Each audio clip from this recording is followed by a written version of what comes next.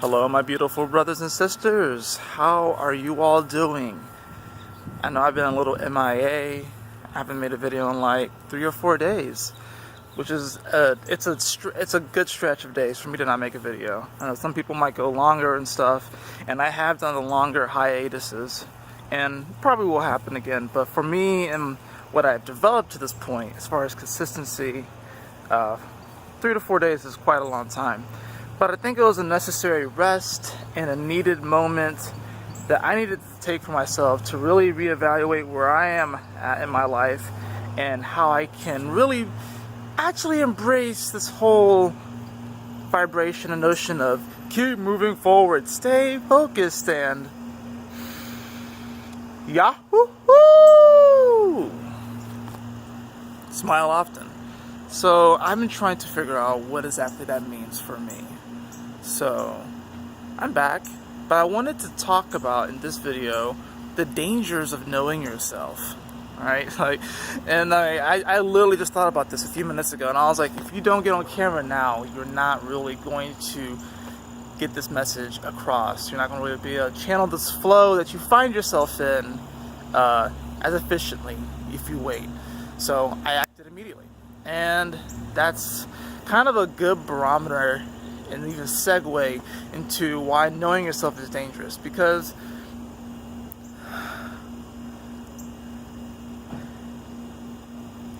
it's interesting within this community.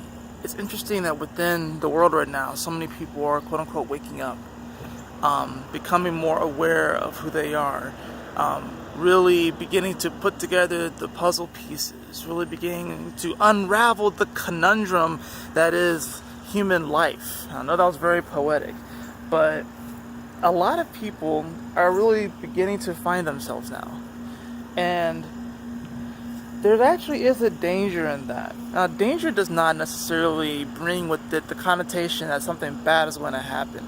There are plenty of dangerous things that we've done. It's just as when you ride your bike for the first time. At least here in the Western world and other areas like that, where you learn to ride your bike for the first time, it's dangerous. Or when you decide to, driving a car is dangerous too. Technically, the most dangerous game is hunting, but for the vast majority of people, the most dangerous game has kind of shifted to driving, and probably also eating. But anyways, it's dangerous to know yourself, because as you begin to know yourself, you begin to know more about how you work, how you tick, how you function, how you flow. And then you begin to run into some obstacles. And these obstacles is what's the dangerous part, because now you are presented with a choice on whether to act on your authenticity and who you are, or to kind of fall back and remain, or have this illusion of security or safety, right? It's dangerous to start to know yourself, because then you don't necessarily vibe with people like you used to. You begin to really see the insufficiencies and the fallacies within society. You begin to really, and the interesting thing is that as you begin to get to know yourself, you will kind of become, a cherry picker and begin to notice all these different inconsistencies. But then it's going to be right reflected back on you. You're going to be looking in the mirror, and something's going to come up because you're aware. Maybe you get a sense or a twitch. Maybe your psychic abilities are waking up. So even if you look out into the external world, or that which we perceive as external, and you begin to see something that doesn't quite fit, you automatically come back within yourself, because the feedback loop is that fast. The response is that fast. When you begin to become more aware of yourself, more aware of, your physical body, your mental, emotional, spiritual, electromagnetic, etheric bodies, you begin to open up a wide range of senses. We have more than 5 senses, right? That's actually what's actually keeping us here right now. It's this whole idea that we only have 5 senses when we have a wide multitude, arguably infinite number of senses, right? But it's dangerous to begin to know yourself. It's dangerous to know yourself because you get to this point where it's really hard to delude yourself. It's really hard to trick yourself because you know how even the trickster within you operates. You begin to learn more about that energy, and that's an energy that a lot of people tend to either avoid, or they'll use that as a scapegoat. They don't know how to integrate and work with that aspect of them. The trickster inside all of us, right? The troll, the biggest troll of all time, like arguably. But at the same time, there's a purpose for that aspect of us, and we have to learn how to integrate. What we are experiencing right now is people repelling an opposite, opposing force that they really believe is against them, and it can appear that way. It can appear that way, obviously. But once you begin to understand that this is just a reflection of your inner worlds, you will see that that part that you are repelling is also you. So then how do you find a cohesiveness between these two elements? How can we begin to find some, what we will call balance of these aspects? Now, these aspects of ourselves, these versions of ourselves, this multi-dimensional reality that we actually are in. How we are multi-dimensional in and of ourselves. But when we get to know ourselves, we get to really realize that, oh wait, maybe I am not my name. Maybe I'm not the color of my skin. Maybe I'm not the car I drive or the job that I have. Maybe I'm not even my kids. Maybe I'm not even the person who is married to my spouse or whatever. I am so much more than this. But I am playing this role right now for a particular reason. And when you begin to unravel the dangers of knowing yourself, it does become kind of like a game to see how kind of far can you push yourself, but at the same time remaining humble to the experience, remaining open to new transformations coming forth, to remain open to new realities to be birthed. It's dangerous to know yourself because life becomes it certainly begins to become more random, that's for sure. It's like you can establish some level of consistency and even, routine, but life becomes more random. You start getting a lot more things thrown at you. Your senses begin to open up, You're starting to receive information that you didn't receive before. And that can be scary because we don't necessarily have the set up background, or we don't have even like a platform of trying to understand this because it's really underdeveloped. It's severely underdeveloped right now for understanding what happens when you begin to wake up. You get to know yourself more. We don't really have it. We're still growing it. It's still kind of almost like, it's like incubating almost,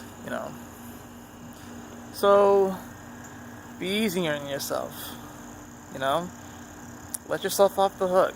Pardon yourself, because on this journey of getting to know ourselves more, on this journey, this shamanic journey of life, and even the shamanic journeys that are within life too, that we're all experiencing, what it's like to, fall in love for the first time, what it's like to get your dream job, these different tropes within our society, these different themes, what is it like to have parents and grow up with parents, we think that that's the only way that life can happen, where you're just like, you have two parents, and then you grow up, and then you do the same thing. Like, we think that that's the only way that, life can come forth, or that we can experience this. But meanwhile, we have different media outlets, and yes, it's kind of a delusion because, of course, media is ruled by Neptune. But but the fact that we can imagine it and conceive of it means that it is a possibility. So it's like kind of like in Steven Universe, how the gems just pop out of the rocks. They don't have parents. not per se, not in the way that we perceive them. So it's an interesting experience when you begin to unravel who you are, because you come across a danger, and this danger is like, well, if I continue down this path, will I be able to return to areas that I've gone before? Will I be able to still mingle with the people I've always mingled with? Will I be able to express this side of myself without any kind of backlash? I think you all know the answer to that. There will be backlash. There will be some strife. There will be some confusion, some bewilderment.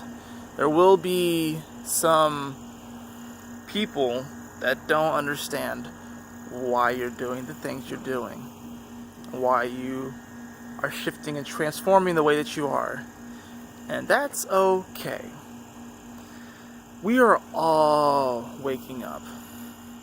Every one of us, even people that you may perceive as being really in the dark, we're all waking up. We're all in this together.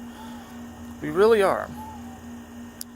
And I think what's happening is that we're also, as we begin to know ourselves more and realize the danger of it, there's also this other level that we're beginning to perceive of the being that we are in, that we are inside of.